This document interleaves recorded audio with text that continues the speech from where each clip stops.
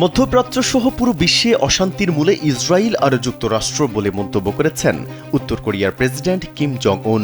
চলমান উত্তেজনার মধ্যেই সরাসরি ইরানের নতুন সর্বোচ্চ নেতা মোজতবা খামেনিকে সমর্থন জানিয়ে কিম জং উন বলেন, ইরানকে লক্ষ্য করে যুক্তরাষ্ট্র ও ইসরায়েলের সামরিক আগ্রাসন অবৈধ ও গ্যাংস্টার সুলভ আচরণ।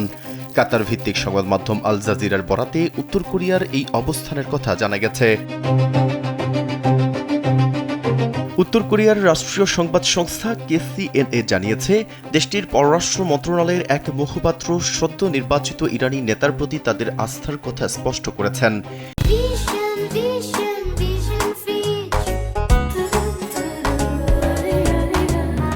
গত 28 ফেব্রুয়ারি যুক্তরাষ্ট্র ও ইসরায়েলের যৌথ হামলায় সাবেক সর্বোচ্চ নেতা আয়াতুল্লাহ আলী খামিনি নিহত হওয়ার পর তার দ্বিতীয় ছেলে মোজতবা খামিনিকে এই পদে নির্বাচিত করে ইরানের বিশেষজ্ঞ পরিষদ। পিয়ংইয়ং এই সিদ্ধান্তকে সম্মান জানানোর পাশাপাশি বলেছে, যুক্তরাষ্ট্র ও ইসরায়েল তাদের আগ্রাসনের মাধ্যমে মূলত আঞ্চলিক শান্তি ও নিরাপত্তার ভিত্তি ধ্বংস করছে। একটি স্বাধীন দেশের রাজনৈতিক ব্যবস্থা ও আঞ্চলিক অখণ্ডতায় আঘাত হানা কোনোভাবেই গ্রহণযোগ্য নয়।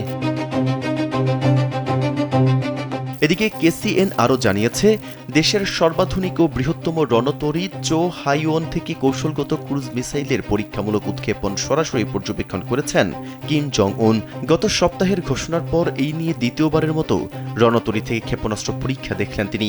এ সময় শক্তিশালী ও নির্ভরযোগ্য পারমাণবিক অস্ত্র সক্ষমতা বজায় রাখা এবং তা আরও সম্প্রসারণের উপর জোর দেন উত্তর কোরীয় নেতা। অন্যদিকে দশকের পর দশক ধরে যুক্তরাষ্ট্র উত্তর কোরিয়ার পারমাণবিক কর্মসূচি বন্ধের চেষ্টা চালালেও তাতে কার্যত কোনো লাভ হয়নি। উল্টো ট্রাম্প প্রশাসন যখন নতুন করে উচ্চ পর্যায়ের আলোচনার ইঙ্গিত দিচ্ছে, তখন কিম জং উন নিজের অবস্থান আরও পরিষ্কার করেছেন।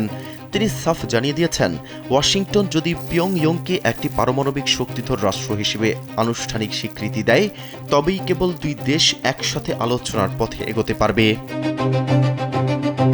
মেহেদী হাসান, কালবেলা।